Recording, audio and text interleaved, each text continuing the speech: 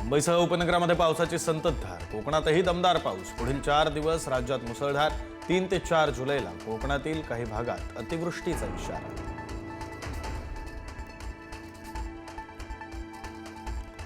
विदर्भामध्ये पावसाचा जोर वाढण्याची शक्यता। 5 जिल्ह्यांना ऑरेंज अलर्ट, उर्वरित जिल्ह्यांना येलो अलर्ट। नागरिकांना सतर्क राहण्याचं आवाहन।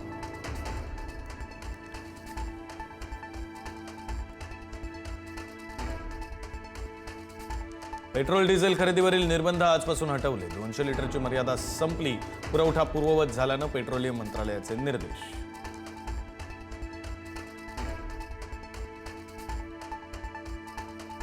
चेंबूरमध्ये शाळेच्या व्हॅनवर झाड कोसळलं। व्हॅनमधील एका 11 वर्षीय विद्यार्थ्याचा मृत्यू। व्हॅनमध्ये एकूण 13 विद्यार्थी असून 4 जण जखमी झाल्याची माहिती।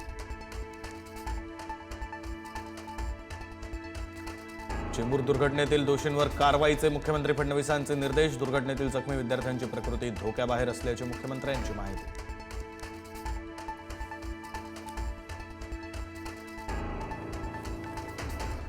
पावसाळी अधिवेशनाचा आज 7वा दिवस। आज विधान परिषद उपसभापतींची निवडणूक पार पडणार। महायुतीकडून सचिन अहिर, महाविकास आघाडीकडून जगन्नाथ अभ्यंकर रिंगणात।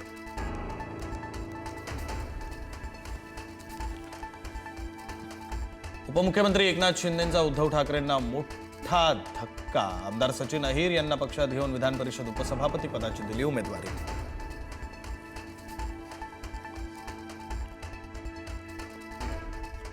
चौकार षटकार सुरू राहतील, समोरच्यांच्या विकेट्स पडत राहतील। ऑपरेशन टायगरवर उपमुख्यमंत्री एकनाथ शिंदेंचं सूचक विधान।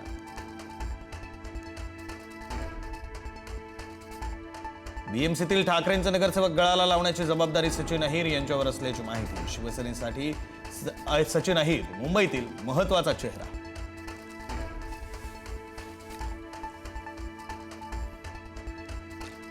दलित समाजामध्ये दुही निर्माण करण्याचा सरकारचा प्रयत्न। विजय वडेट्टीवारांची टीका। तर काँग्रेस सरकार असलेल्या कर्नाटक, तेलंगणामध्ये उपवर्गीकरणाचा कायदा, मात्र महाराष्ट्रात कायदा लादणार नाही, मुख्यमंत्र्यांचं स्पष्टीकरण। वाहनांवर आता HSRP नंबर प्लेट लावण्याची मुदत संपली। HSRP नंबर प्लेट नसल्यास भरावा लागणार दंड। राज्यातील 1 कोटी वाहनांवर कारवाईची टांगती तलवार।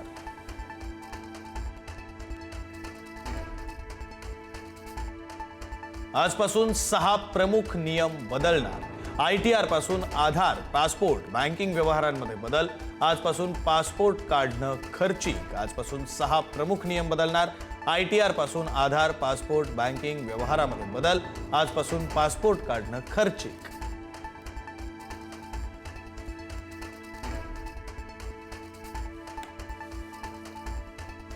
टीईटी पेपरफुटी प्रकरणामध्ये मुख्य आरोपीची पत्नी सुमन कुमारीला पटण्यातून अटक। सुमन कुमारी गुप्ताला 6 जुलैपर्यंत पोलीस कोठडी।